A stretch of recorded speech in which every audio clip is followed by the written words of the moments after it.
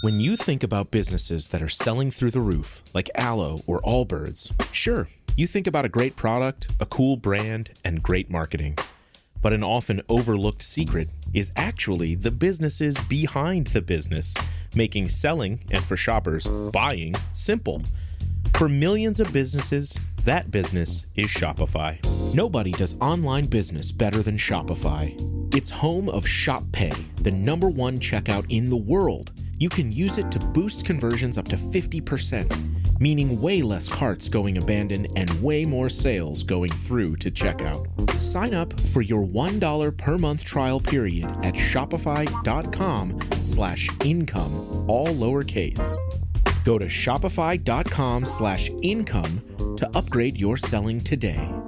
That's shopify.com/income. This episode is brought to you by Buffalo Trace Distillery. Powerful yet smooth. Contained but never tame. Proudly going their own way, but never going alone. This is the spirit inside Buffalo Trace Bourbon. Made at Buffalo Trace Distillery, the world's most award-winning distillery. Buffalo Trace is always perfectly untamed. Distilled, aged, and bottled by Buffalo Trace Distillery, Franklin County, Kentucky. 90 proof, 45% alcohol by volume. Learn more at buffalotracedistillery.com. Please drink responsibly. Hello, everyone. I'm Robert Rodriguez, and this is my friend, Jerry Hammack. I'm going to put Jerry away now. It's all right. Together this year, we produced a book called Ribbons of Rust, The Beatles Recording History in Context. Volume 1 of a projected series. Now, the first thing you might be wondering is, what is a ribbon of rust? I would say that any music, any sound that you enjoyed produced from the 1940s through, say, the early 80s when things started to go digital, was captured on a ribbon of rust. Plastic ribbon infused with iron oxide, hence ribbons of rust. So sometimes when you're creating a project, you're way too close to it to really sort of get a sense of what it is if it's any good, if you hit all your goals, what is it exactly? So to that end, we convened a panel of esteemed folks that we know. 2 academics, 2 Brits, 2 first-gen fans, a successful music producer, record producer in England, a female, somebody who saw the Beatles on the Ed Sullivan Show in the room. All these people we thought came into the Beatles at different points and got to know them through different points. A couple Beatle authors. So that makes for a big sounding panel, right? Actually, it's 3 people combined. Sibbie O'Sullivan, author of My Private Lenin, memoir of a fan who never screamed, written extensively about the Beatles. Richard Mills, a Irishman living in England who's produced now a couple of volumes and many writings on the Beatles, including The Beatles in Fandom and the newly published The Beatles in Black Music. And there's our friend John Leckie, a producer whose career started at EMI as the Beatles were winding down. He was a tape operator on the first 4 Beatles solo albums, Sentimental Journey from Ringo, McCartney from Paul, All Things Must Pass from George, and Plastic Ono Band from John. He also went on to work with Wings before going on to work with Radiohead and Dukes of Stratosphere, XTC, Simple Minds, any number of great acts. So we decided to have a conversation with these people. We gave them the book to read and got their take on it, as well as a few lay fans, intelligent Beatle people that we knew that had read everything, Dan Eilenberg and Doug Thompson, man of few words, Troy Hubbard of the Garage Door Radio Show, and Mike Sekulich. And we sat them all down after I had a chance to digest the book to get their takes on what it is we did. And here's what they had to say, starting with Richard Mills. I just want to congratulate you both on the book. It's absolutely fantastic. The detail is unbelievable. And a picture paints 1,000 words, and the pictures that you've gotten that from the old NMEs, all the record covers of the vinyl are absolutely gorgeous, completely evocative of the period. Also very sort of elegiac in a way as well. You feel really a bit nostalgic looking at all of this, all this beautiful material. And also, it's really good that you've got the QR codes that you can listen to the book. So I can be incredibly nerdy, and I read through the whole book yesterday, and then I listened to all the music, and very subtly you get drawn in, and it's a really, really deep dive into the period. And I fancy myself as a bit of an expert on the Beatles. And there was things in that book I found out about Lord Woodbine that I didn't know. There's lots of really funny bits in it as well. Like Bernard Purdie thinks that he did 21 Beatles songs as drummer. I love the description of the famous picture of the Beatles standing in Hamburg in their caps. You and Jerry said, oh, these were their pink caps. And if this ever goes in YouTube, I don't want to use the words that the Beatles had to describe those hats because it's a little bit rude, but these pink caps, the level of detail is unbelievable. And also, it'll be fascinating to hear what everybody else in this panel says, because I suppose everything in this book is predicated on one word, which is electricity. We've got references to all the Grundig recorders. We've got unbelievably tape of John Lennon singing with the Quarrymen on the 6th of July, 1957. How fortuitous was it that King Size Taylor got the Beatles' last gig in the Star Club in Hamburg on his 4-track? I love the way he described the instruments. Ringo's Premier drum kit to his Ludwig drum kit, John's Rickenbacker, George's Black Gretsch that he has in 1962. It turns up on the cover of Cloud 9 in 1987.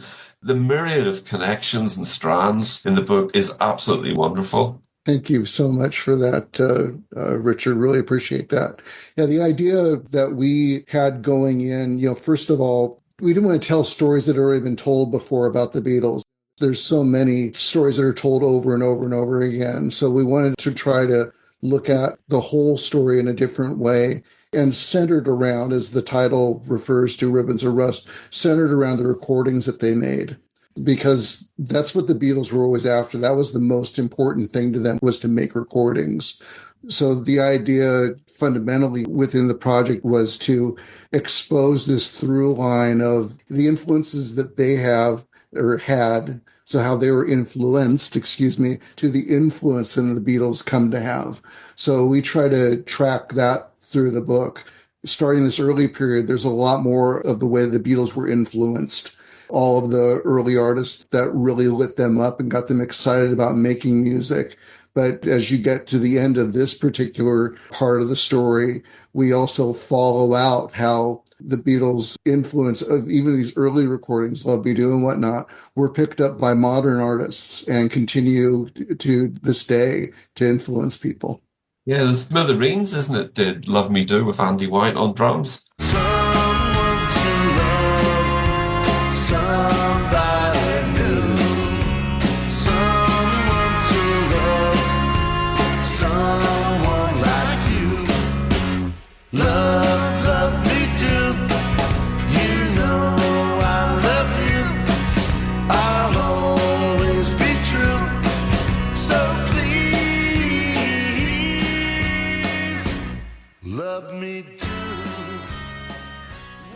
Yeah, absolutely crazy. And I love the Percy Phillips sessions, the detail of that as well. We've all through anthology heard the recordings that were released, the first 2 sides that we go into detail discussing in the book. But that One After 909 recording from 1960 is very intriguing, that nobody has heard. But it's just funny how that particular song bookends their career. And it was only at the very end that they finally nailed it. Yeah. It took a few more passes than most of their tracks took, although... Number 9.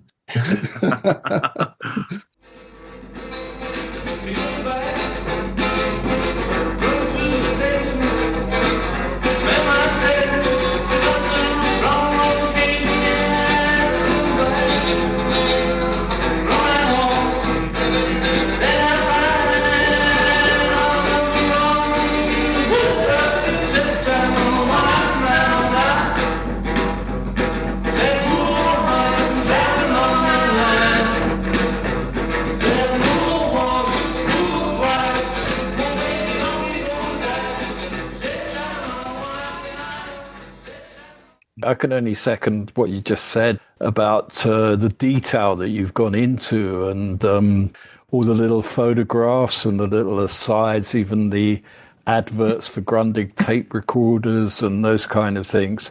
And I mean, one of the things is people, probably the general public, don't understand how difficult it was to record something in those days, to make a recording. Now it's really easy, but back in those days, you'd have to know someone that had a tape recorder, and, it would be going at 3 3/4, so it wouldn't be mono, for instance. Although everyone had mono at that time, also that was the way it was heard. But I was just fascinated. And also the way that you went back to the other records that were around at the time, the early Tamla stuff. I can't remember the names, Mr. Postman, and, the songs that the Beatles covered, and what was happening at the time, and also what was happening in England. You mentioned Larry Parnes earlier, and the whole Billy Fury and all those people. In Liverpool, there was, I think, Tommy Quickly, and I was looking at the charts where you had When Please Please Me came up, and you listed all the other records that were in the charts. And of course, I know every one. I could sing you all those songs, those 20 songs. I couldn't now. I wouldn't know one record in the charts. But back in 1964, I could sing you every song on that chart. And all sorts of American stuff, Four Seasons, and Johnny Tilson just died this week, didn't he? Johnny Tilson, Poetry in Motion. There was a big record. And then it sounds mad, but it was a big record at that time for me, On 208 meters in the medium wave band, this is your Station of the Stars, Radio Luxembourg. The time is 9 o'clock, and the next 15 minutes are brought to you by Typhoon. The variety of the music that the Beatles were exposed to and influenced by in the late 50s and early 60s, by today's kind of standard of, I think of music as it's absorbed today in all these little micro verticals of genre or style or artist. Everyone can find their own one little thing, and to an extreme degree. Like, you can like rockabilly, or you can not like rockabilly in general, but you love psychobilly, right? The detail of it. Yeah, the level of detail, the granularity that is in contemporary consumption of music that was just not there. There was a broader experience, fewer options to get access to it, and so a more communal experience, but it was a wide-ranging musical experience in comparison to what we have in a contemporary way. Maybe, Robert, you can share about just access to the music that the Beatles had, what challenge that was. Yeah, so it wasn't as though rock and roll was something coming out of the BBC at that time, as we know. It was something you had to be an aficionado to track down, either by going to listening booths at record stores, which we talk about, or else Radio Luxembourg, which we write about a bit in the book, coming from the continent. They had a particular advantage being in the north of England for that bandwidth to reach them at night, and it was not super solid, but it was something that if you were motivated enough to hear the stuff coming out of America more or less in real time, it was something you made the effort. And all four Beatles have spoken to that. I was lucky enough to track down some air checks of period broadcasts from Radio Luxembourg, 56 or so. And it was astonishing to me to hear that it wasn't what you would expect to be like the cream of the crop of artists operating at the time. It was everything. Right now, Alan Freed and his rock and roll band. Well, not now, but Saturday between 9:30 and 10 o'clock, Alan Freed brings you a full half hour of American rock and roll on his special program from New York City. So don't forget, Saturday in the program Jamboree, 9:30 is the time for Alan Freed in rock and roll from New York. Right now, it's time for something that's, well, you can call it directly rock and roll, and yet this is the kind of music that provided the very backbone for this rock and roll idiom of today. The Zulu Rhythm Boys from Africa and Panicolo. If it was rock and roll, if it was coming out of New York, being broadcast on American airwaves, Alan Freed would be putting this stuff out there, so it would be made available to Americans. So a lot of what gets talked about in Beatle history about the Cunard Yanks and these sailors in the port city of Liverpool bringing back the latest American records and how they had this advantage, that's been a bit overstated based on the research I've done and other people have done. First of all, the sailors tend to be older than the kids that were eating up rock and roll and tend to be more jazz fans than rock and roll fans. But a lot of this rock and roll stuff that the Beatles became such connoisseurs of, B-sides and obscure R&B acts and stuff like that, there were outlets, in fact, in Britain for this, licensing deals to where these records were getting issued. And if you were somebody that spent a lot of time hanging out at record stores, you could request it, you would find it, you'd sit there in that booth, and if you didn't buy it outright, you would play it over and over again, study it, and pick it up and add it to your set. So there's records we talk about, like James Ray, If You Got to Make a Fool of Somebody, a song that's not even known in the States, really, but became a hot thing in Liverpool. And then years later, of course, George does Got My Mind Set on You, which was like this happy fluke that gives him the last ex-Beatle #1 hit in the States. So it's just kind of astonishing how this below-the-radar stuff was like their bread and butter. And you see plenty of evidence of that on display in the Get Back film, where they can't remember words to the songs they wrote, but they can whip out songs they haven't heard in 10 years and just play the stuff verbatim. It's just amazing.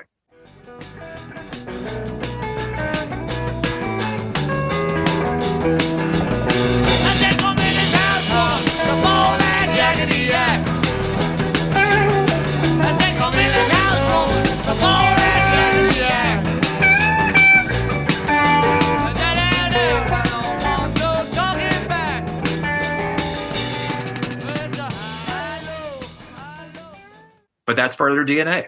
It's interesting. Your book was so good and so thorough and surprisingly diverse and very modern. And, I had to ask you, well, how do I get these QR codes? Because I'm a dinosaur. But did you work it out? That's a private conversation, Robert. I grew up in Washington, D.C.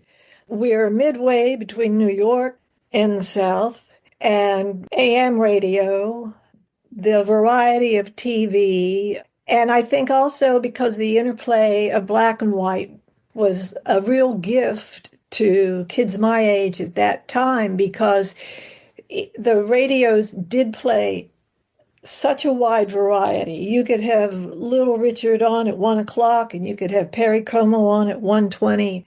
And then you could have Conway Twitty coming in, and eventually somebody else would sing, and my mother would tell me to turn it off. She wants to listen to opera. It was a wonderful thing. And the way you described it with the thoroughness and the titles of the record, it was just, I know those songs. I haven't forgotten those songs, And I think that variety is exactly, I think what Jerry said, is that the vertical selection now that people have.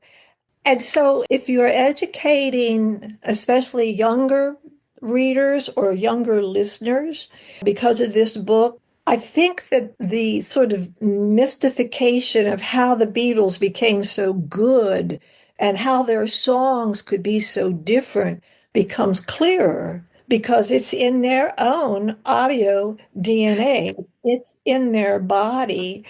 And because they listen to so many, and that's not even the English folk songs, the pub songs, the things that I didn't experience myself, but the harmonies of Irish singing and stuff, all of that comes together, and it just makes their story so fantastic, but also so legible.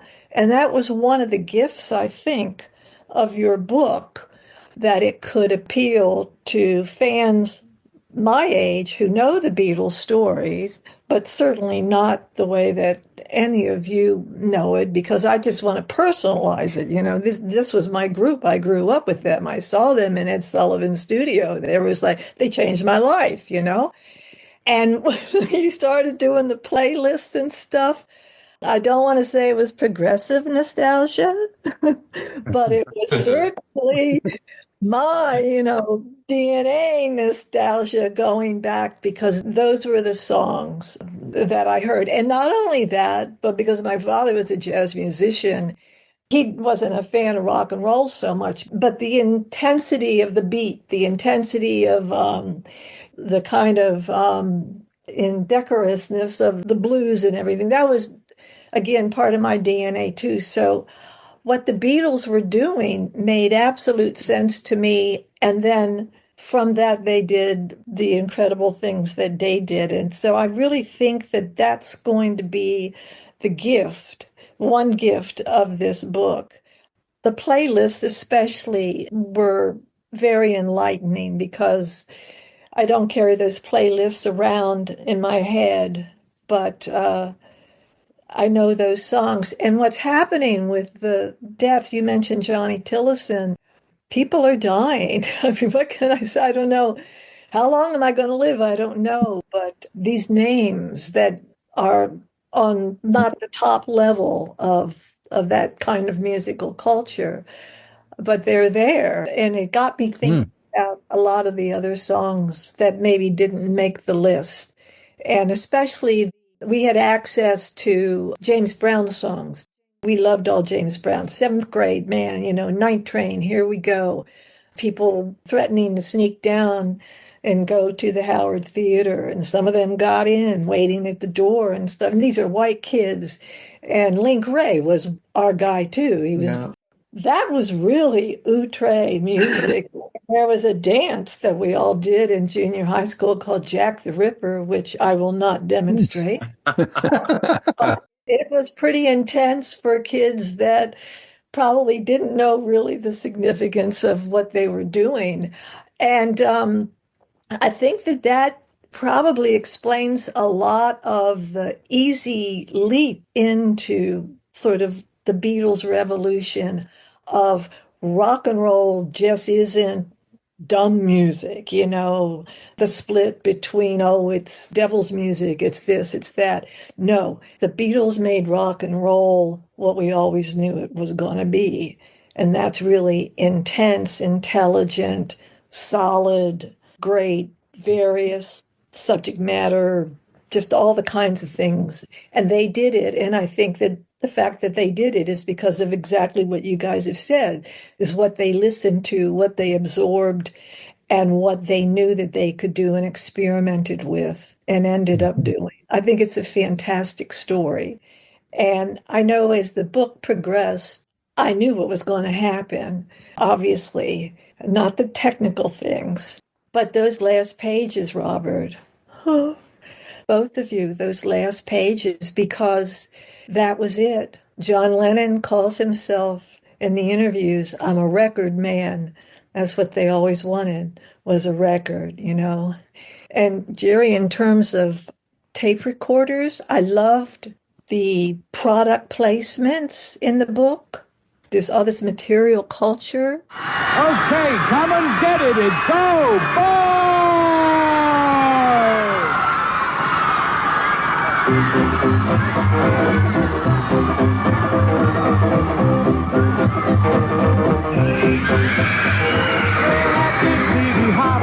That's where we're gonna bop. At the TV show, that's where we're gonna go. So put your books away and come along with me. At the TV hop, that's where we're gonna go. At the TV show, that's where we're gonna go.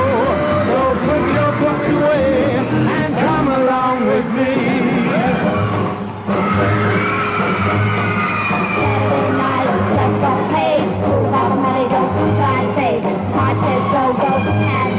Saturday night, and baby, I'm gonna rock it up.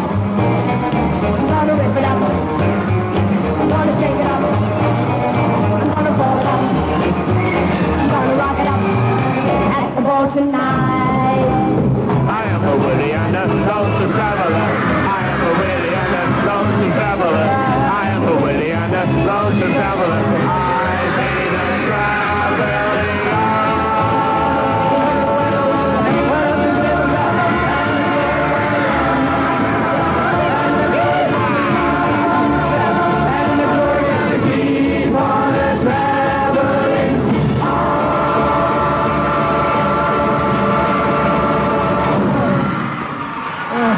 Hello there, Jimmy Henney saying, welcome to the show. And did you see old Hot Lips Hall there exercising his tonsils? Well, it's a pleasure to listen to all of you on this. I've heard you on the cast. I've read a lot of your books as well as just some of your writings and stuff, but just an honor to have been invited to this. Was Richard the one that you guys, Robert, you and him were talking for 20 minutes and went, are we on? Was that episode? Yep. Oh, okay, that's great. That was one of the most endearing conversations I've ever listened to. I just want to do a shout out for that. A little context, and I don't want to take up the time, but I've known Robert for a long time. We didn't have anything in the 70s. We had like 3 books to read, and the holy grail, so to speak, to me anyway, was a Beatles Illustrated record, because it was about the records. It was about the music. And the fact that it went chronological is like, again, think about my life in the mid-70s. I'm on headphones, like the big honking, realistic cost headphones, listening to this stuff. And there you go. Like, and there's times when my head was like leaning to one side because of the bad mixes.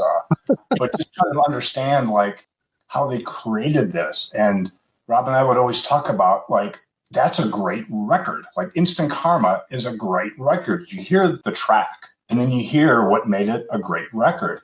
And I guess what I'm kind of leaning to is that this book basically tells the story of what were the great records the Beatles liked, what inspired them, and things that they probably picked up intuitively. Like there was challenges there electronically and just technology, but why they did the arrangements they did and why they approached them the way they did. And I just take a look at what I learned and received from a lot of the books I've read. And this is just taking it deeper and deeper. And you always say, how much deeper can you go? It's like, you do it right, you can go deeper and you can make it engaging and interesting and you can learn things you never heard. And the way you blended the stories with the diagrams of the mixing, I mean, I'm like in a candy store with this book. So thanks for inviting me to this.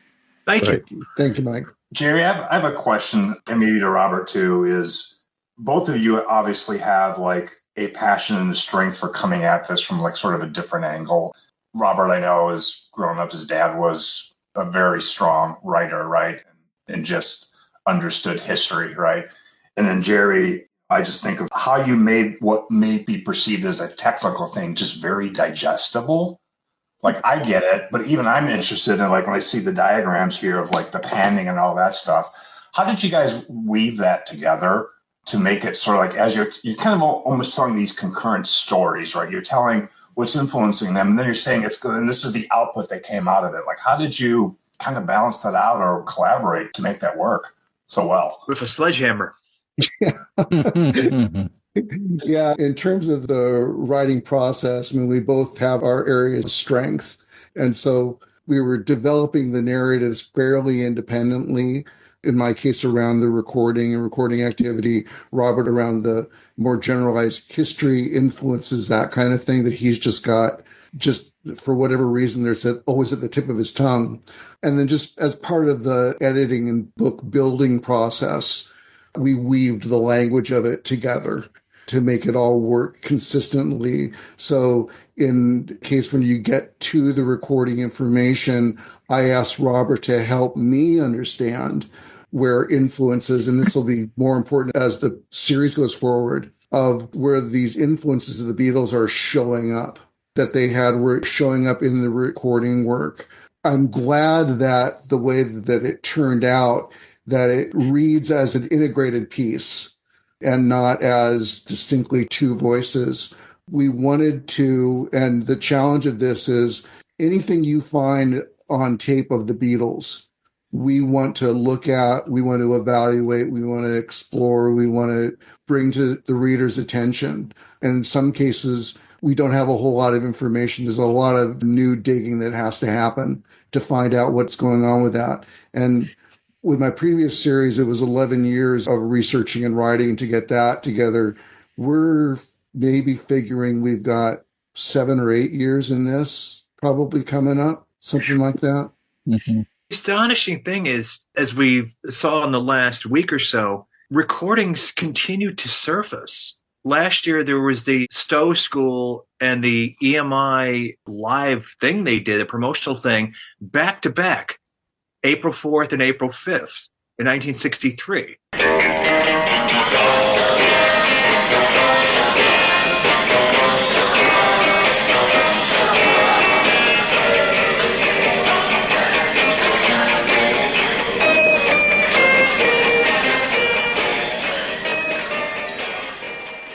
This is our latest record. Yeah, right. We got C then.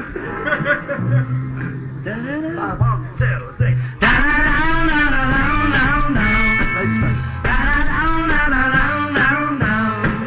If there's anything that you want, if there's anything I can do. Now we've got 2 new live gigs that surfaced. One was when they were supporting Roy Orbison. It's an audience tape, I think, of their 7 songs they did, and a couple of Orbison's set.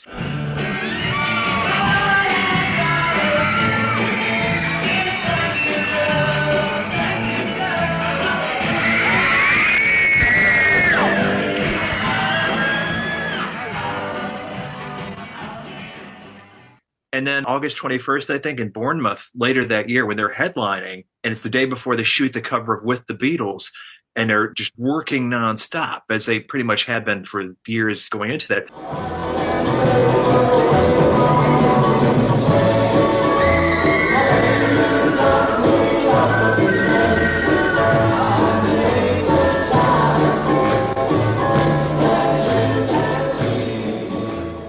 Funny that all the stuff that we are going to be teeing up for 1963 Volume 2, it's all surfacing. So I hope it continues to. But in Volume 1, the stuff that we've talked about that maybe hasn't gotten a lot of attention, maybe has, just because I don't know how many fans really know that the day John and Paul were formally introduced, some guy recorded the Quarrymen set that day.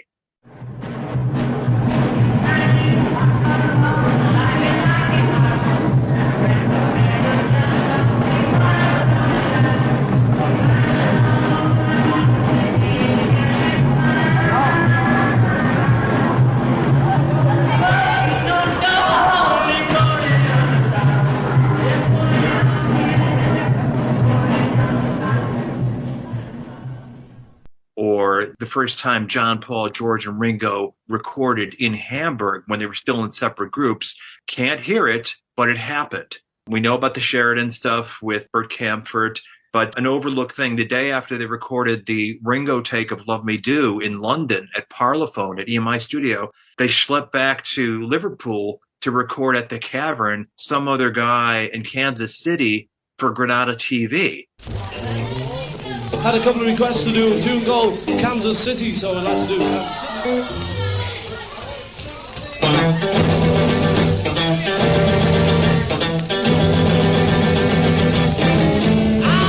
Kansas City.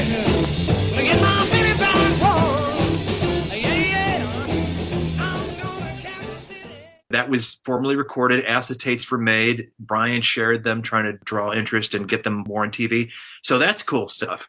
We mentioned somebody hotwiring their TV at great peril of electrocution to themselves to record this broadcast of the Beatles on TV in October of '62. And therein we get a live performance of Love Me Do when the record is new. And lo and behold, Ringo is doing that rhythm shift in the instrumental break of Love Me Do that Pete Best got crucified for when Anthology 1 came out. Like, what is he doing? Guess what, folks? That was their live arrangement.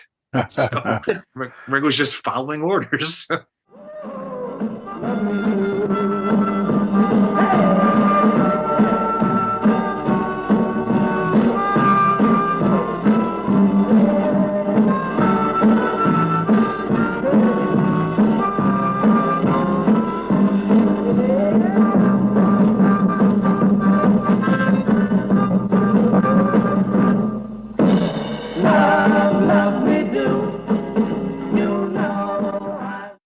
It adds little insights into their story, stuff we didn't know before, but going to the best evidence, which is the tape. Wow, that's something we didn't know about the Beatles. So we're just trying to track that stuff as best we can and just fill in all these little gaps of knowledge at this distance. That's what history is made up of these little things that fall between the cracks. Jerry and I worked as diligently as we could to dig up as much stuff that we didn't necessarily know in advance existed, but sometimes things fall your way, like when Jerry had the exchange with the grandson of Percy Phillips in Liverpool, and we were able to find out, well, that rumored second visit where they tracked One After 909, it in fact did happen. The record apparently doesn't exist. Maybe it'll surface one day, but our logbook for 1960 is no longer in our possession, but we can document that it is, to our knowledge, that yes, they did come back. They did have a second session here. Unfortunately, the supporting evidence doesn't exist, but trust us, we know it's something that's part of family history.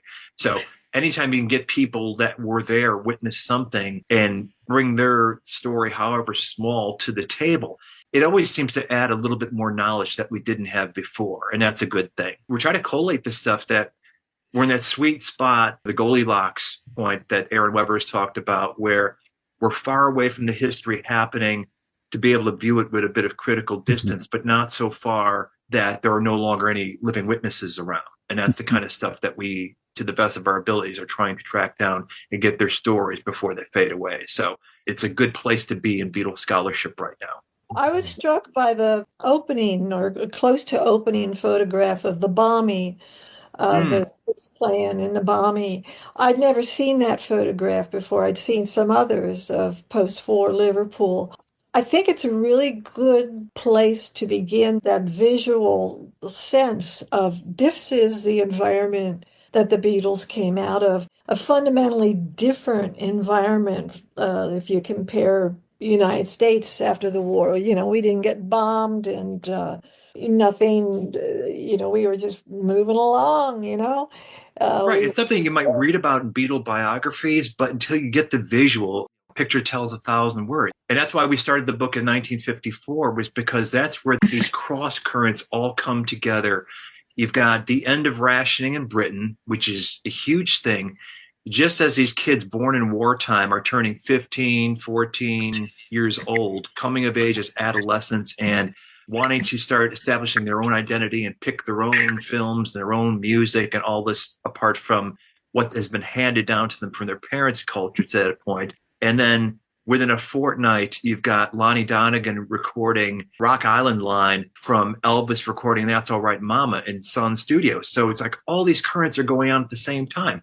So in looking in photos of Liverpool 1954, I find this picture of kids playing in what's left of the damage inflicted on the port city of Liverpool during the war. And yes, as you point out, you contrast that with people playing with hula hoops in America and stuff. It's just an amazing thing to see that sort of contrast of what was going on in different parts of the world. But there was this cultural revolution, if you will, brewing beneath the surface that as rock and roll explodes, Blackboard Jungle and Rock Around the Clock, and then Elvis, and then Bill Haley, all these things going on all at once, hitting the youth of England and youth of America just at the point where they're ripe for it. It's like it had to explode the way it did, as much as the older generation is trying to tamp it down. I can tell you, I don't know how old I was when I realized that Liverpool had been bombed, but I know it wasn't in my teenage years. And it was even later that I learned, I think it was when some connection with Joe Orton had written a play much longer after the beginning of the fascination with the Beatles, did I learn that rationing had ended in the 50s, And so I'm thinking just this sort of ignorance that American teenagers had through no fault of their own necessarily. But when you then find out about it and put it together with the phenomenon of these four guys getting together, living the way that they did, listening to the same music that American teenagers of a certain age listened to, but under very different circumstances. It just adds to the story so much. And I think that by beginning the book with such a photograph, it should stun people, I think, that don't know about how devastating the war was. Things like the bomb site picture. Yeah. Well, I was born 1949, so I was 10 in 1959, but somehow I knew Elvis. I had an older sister who wasn't really into rock and roll, but I still had Little Richard 78s and Heartbreak Hotel on 78 and stuff. But those bomb sites, that picture could have been in London, could have been around West London where I was. I never went to East London because it was bombed. It always smelled, you could always still smell the smoke and everything. It was devastating. In the 60s, I'd go out on my bike and you'd say, hey, let's go to Shoreditch. And, it was still burning to some extent, you know. Wow. So the bomb site thing was very much, and there'd be bombed houses. It was great because when I was a kid at school, you'd take over a bombed house. It would be your little den. You know, you'd light a fire. Clubhouse. You'd protect it. Yeah, it was a bombed house. It was probably falling down and really dangerous, but it was open. You know, there was no security around it. You just walked in, lit your fire, and claimed that house as yours on the streets of London when I was 10, 11 or something. And thinking also, as we point out, you know, rationing's going on for a decade after the close of the war. There's still rationing going on. There's still this deprivation that people are living under and operating under, that when you're an ocean away and haven't been impacted in that way, you don't personally connect with that. And another thing, the experience in North America of the Beatles compared to the experience in the UK and in Europe of the Beatles is a wholly different thing for a very long time. And Capitol Records Beatles releases are not the albums that the Beatles put out in the UK. I remember for myself personally, when I first heard the UK version of Rubber Soul, I thought Rubber Soul was a country album from the US version of it that I heard. And I hear the UK version of it, and it's a whole different thing. It's a whole different vibe when you put that collection together in the way that they intended to release it. So what we in America knew about the Beatles and the experience of the Beatles was very North American centric compared to what was going on in the UK. How do you think you'll tell that story on these upcoming books? Because that's going to be an interesting way to go about it. We plan on raking Dave Dexter over the coals, but mercilessly. Baby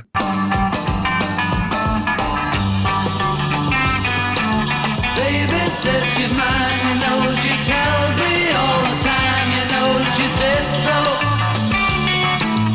I'm in love with her and I feel fine. Who is this intended for? Yeah, the audience. I think that, like so many things, the further you get from the history, it gets decontextualized. Beatles we know from the latest CD compilations or a TV special like Beatles 64 or Get Back, things like that. It's all sort of fragmented and within its own little universe and not the universe that it was created in. So when Jerry had first come up with the idea, and I was a great admirer of his work in the Recording Reference Manual series of like, geez, this is documenting and laying out the story of them in the studio better than anybody before, more up to date, so much data. And the idea of building a history out outside the studio, what was going on in their heads when they walked into the studio and what world did they walk into when they stepped out of the studio. I jumped at it because it's like, that's the kind of book I want to read for sure. So I'm walking around with a lot of the stuff kind of in my head anyway, but now it's down the rabbit hole to start doing the real research. And Richard, I'm sure that this may be part of your world. In fact, I know it is just from your writings, The Beatles and Phantom, is that nothing captures it more than the period ephemera. When you start going through Melody Makers and New Musical Express and Disc and Mirror Echo, all that stuff. And that's why we put some of that stuff in the book, like the front covers and the pop charts and all that stuff. It's harder, especially if you're a younger fan, to put it all together. It's like, oh, this was in the charts when Love Me Do came out, or this was the world as skiffle and rock and roll is starting to become a thing.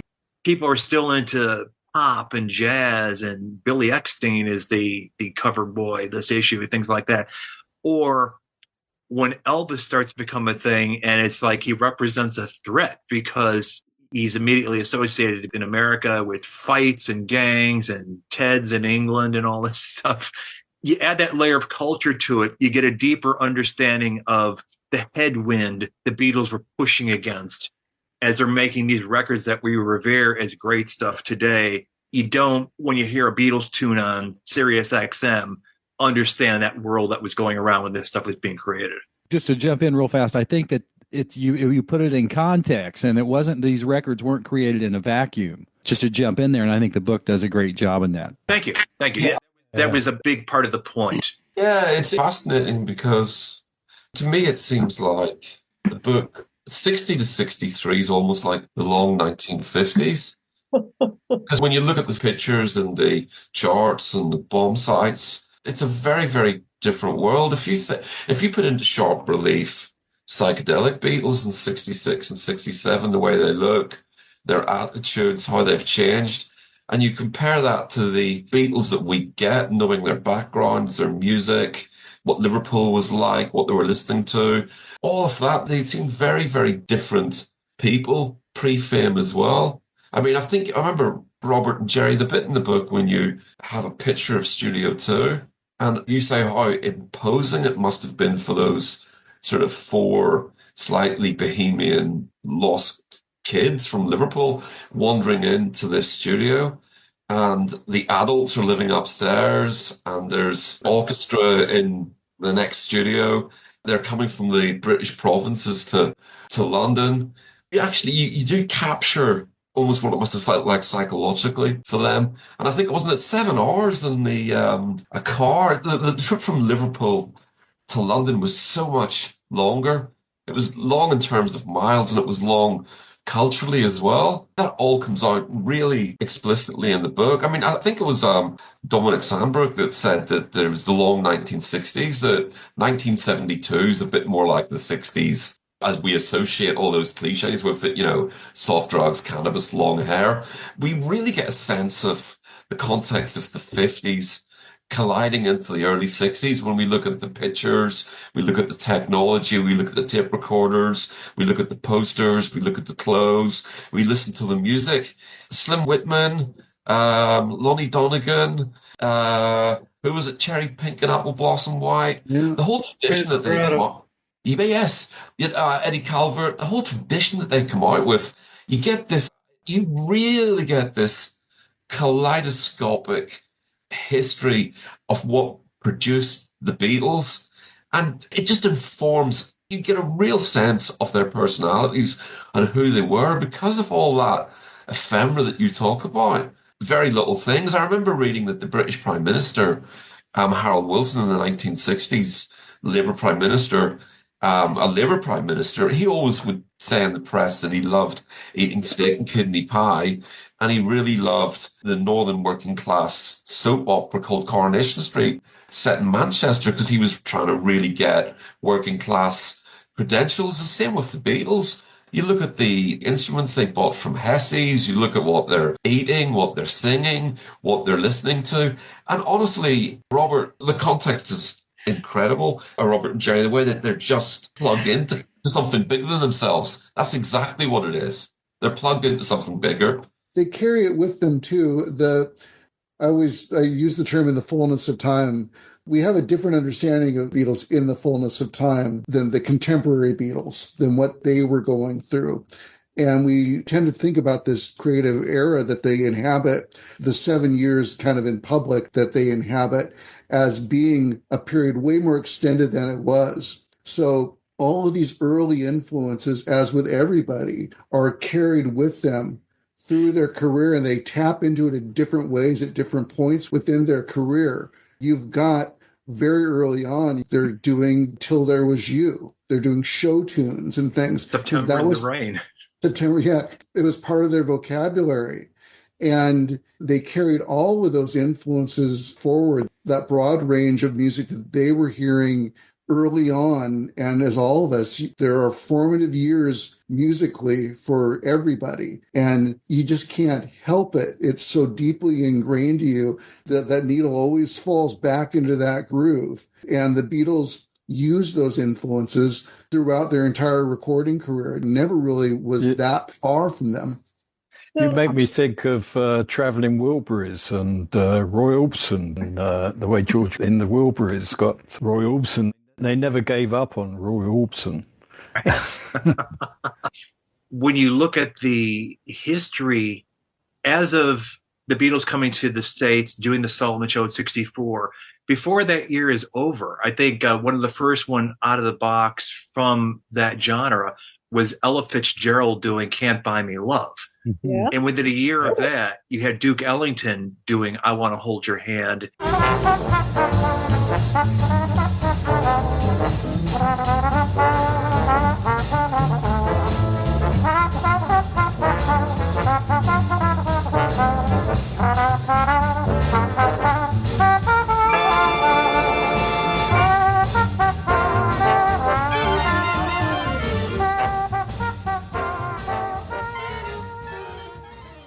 He was doing the soundtrack to Mary Poppins. So definitely some people of seemingly a different world were not so snobby enough to not recognize a good song when they heard it and what they can do with it. It speaks well to them. It's a cross current. It's a synergy between the two of them.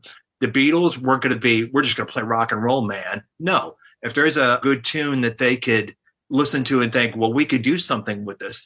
Jerry had brought up Till There Was You. That was from The Music Man, a song seemingly outside their boundaries, and make it a winning part of their set. It's the second song they do before they're playing on American TV, winning over those non-rock and rollers in the office. It's a very canny move, but I think it was also genuine and not calculated. Do you think Brian Epstein had anything to do? Do you think Brian had anything to do with that? Do you think Brian said, "Hey, play that tune"? You know? I wonder about that, because often when you talk about the Decca audition and the songs they did that we would consider novelty tunes now, that he had sort of dictated, well, you're going to do this because we need to showcase your versatility for this record label. And people were like, oh, that's why they lost, because they're doing Sheik of Araby and these terrible novelty tunes. Yeah. But in fact, those were a big part of their live appeal. And I think I have the quote in the book from somebody who was a Cavern attendee that she looked at the Beatles as a musical comedy act. It's not something you think about, but that was very much part of their live presentation. So if that's wowing them in the clubs and the name as well. Remember, yeah, right. The name itself is a joke. So it's all part of the package. So it kind of made sense at the time. Something else I think that's lost probably in modern times is this idea of artists as entertainers, as more broadly based entertainers. And the Beatles were definitely a part of that tradition where the trajectory included all kinds of entertainment. It might start with music, but Elvis ends up on film. Beatles end up making movies, right? You're on variety shows. The variety show trend continued into the 70s. I don't know if younger people wouldn't recall this, but if you had a hit record like in the US, you might get a TV show out of it. There was the Captain and Tennille had a TV show. Tony Orlando and Don had a TV show. Sonny and Cher. Local band. Cher had a TV show. It was just the trajectory and the idea that you weren't just a musical artist, you were an entertainer. And so the Beatles were witness to that tradition and part of that entertainment tradition. In their career, early on, they did like the pantomime stuff for British TV. Just, silly stuff, had nothing to do with their music, but had everything to do with them as personalities and entertainment personalities. So the broader musical vocabulary played right into that. And out of necessity in Hamburg, you got their command to mock Schau. We've got that great picture in the book from the Top 10 Club where it looks like something riotous is going on. You have to hand it to them. They adapted to situations, and if this is what we need to do to survive here, this is what we're going to do. And it didn't apparently take much persuasion to John and Paul to start putting on an act, putting on some kind of show. Well, clearly Paul likes to be on stage. I've heard that. To this day. that showbiz context comes across so strongly, and it's a massive strength about the Beatles. So they're not just categorized as a rock band. They were really pop kids, and they really came from that showbiz tradition. I mean, something that sticks in my mind is that in 1963, they appeared in so many light entertainment shows like Mike and Bernie Winters and Blackpool Night Out and the Morecambe and Wise Show. The Morecambe and Wise Show, they actually come on at the end and they're wearing stripy boating blazers, boater hats. They sing Moonlight Bay with Eric and Ernie, with Eric Morecambe and Ernie Wise. That clip of them singing with Morecambe and Wise really encapsulates the fact that they've come out of this pre-rock and roll tradition. And also the playlist in your book brings that out across so strongly as well. Just really how open-minded they were, which the only closed-minded bit that I can see in the Beatles is that John Lennon is always saying that he hates jazz, but I don't know how much that was just for effect or how dogmatic that was, or if it was because the Cavern had jazz bands and blocked rock and roll. But honestly, John Lennon has got is wide. They've all got very, very Catholic musical tastes. Yeah, exactly right. again, it's sort of stating the obvious that it's a huge part of their sustainability. We talk about the sets they had to play in Hamburg, 6 to 7 hours, whatever it was on given nights. Yeah. And rock and roll songs are 2 minutes at best, and they're on amphetamines. So you got to stretch that stuff out. 90 So seconds. it's like every ounce of creativity they could muster. They probably thought they were playing at tempo. So it makes sense that they're going to draw upon absolutely everything they've got in them. And it so happens to our benefit that they are great lovers of every kind of music. And like you say, John said he hated jazz. There's a great quote from him in the Hunter Davies book. I think some people have clarified it to mean he hated jazz fans. But in any event, musically, isn't Ask Me Why kind of a jazz song? Yeah, and of course, you bring out in the book that his Rickenbacker guitars, he spotted with a jazz guy playing that, and he absolutely just couldn't wait till he got his hands on this jazz guitar. Yeah. I want to give full credit to you as being a key contributor to this book. If you like this book, a big part of that is because of Dan, who was our soundboard and helped enormously in the production of this book. So thank you so much, Dan. That's so kind of you. Really kind and totally necessary. It was a pleasure. And I just read the book. That's all I did. And I enjoyed it a couple times. I enjoyed it. John Leckie, especially, it's so great and an honor to see you on my laptop screen here. Hey, Robert, I do have one quick question. This is for John. You know, I think the conscription real fast that they did away with in the UK. I don't know how old you were, John, but would you have been eligible? I think that's a big factor in the ban, the conscription not being there. This is very true. Yeah. Threat. Yeah. Yeah. Were you old enough to have to sign up? No. Okay. I didn't know there, but I just I wasn't old enough. What are you taking it for, Troy? But that was a big thing. The other thing I did, this is a crazy one. The talent spot. It was great the talent spot, which was the BBC thing, and in the diary there, I noticed that the Beatles played it twice. I had tickets for that, and my mate Bob went. And it was really foggy because it was one of the worst winters in London at the time. You know, it was like dense fog. And my mum said, "You're not going out tonight, John. You know, you're not going to go down there." So I never went. And then my mate had tickets. Hey, the Beatles are playing again. And I still never went. So I never saw the Beatles, but I did have tickets to the talent spot. And I wish I'd kept that ticket because it was a ticket there. And, other little things I really liked was little thing about Ringo saw Sister Rosetta Tharpe at the Cavern. Let's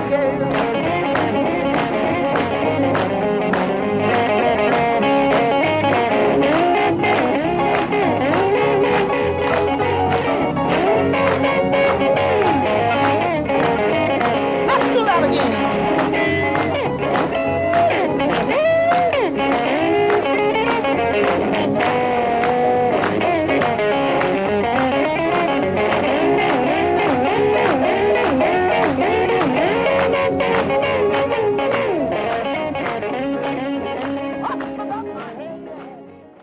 That's amazing to have that little bit in 1958 or something. How did you get that information? Apparently it's out there. Because Sister Rosetta Tharpe is Chuck Berry, you know. Everything she plays is Chuck Berry. Mm-hmm. What was the other thing? Ken Dodd. You mentioned Ken Dodd. And of course, the Beatles were on the Ken Dodd show. He came from Knotty Ash, Liverpool, close by to where they lived. And he also recorded at that studio, Philips, where they did recording. I noticed that you put a little thing about the guy. The guy really liked Ken Dodd's voice, which was special voice, and he wasn't a comedian when he was singing.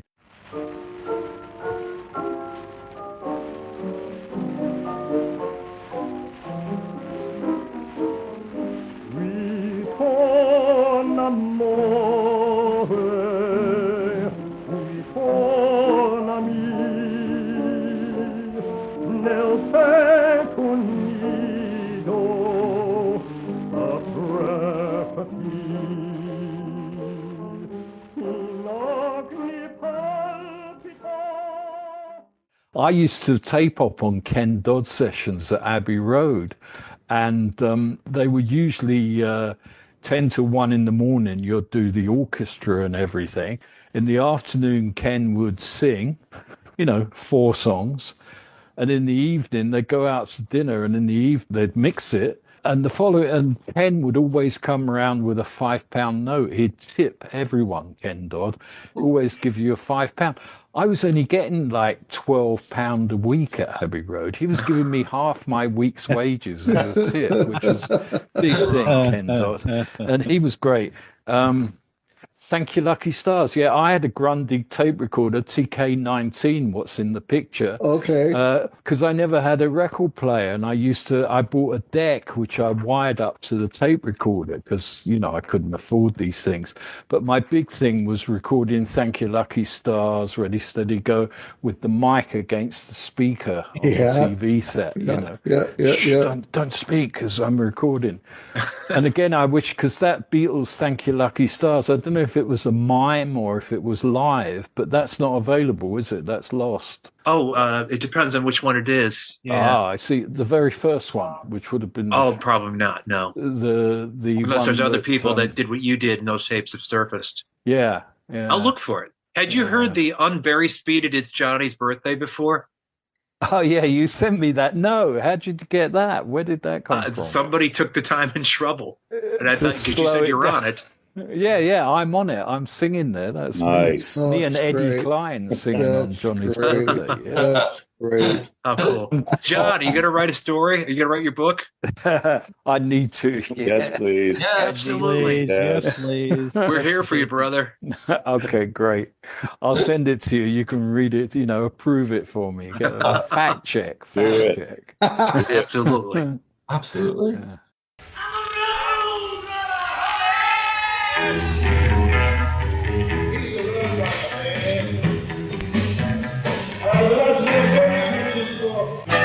Just take another right away. You go right now? Okay.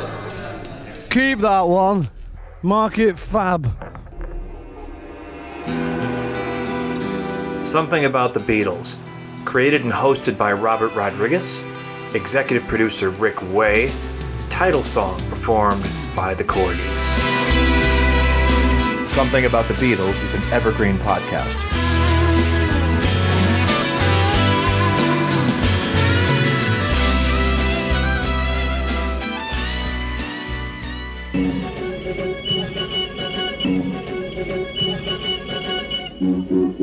It's Johnny's birthday. It's Johnny's birthday. And we would like to wish him all the very best. It's Johnny's birthday.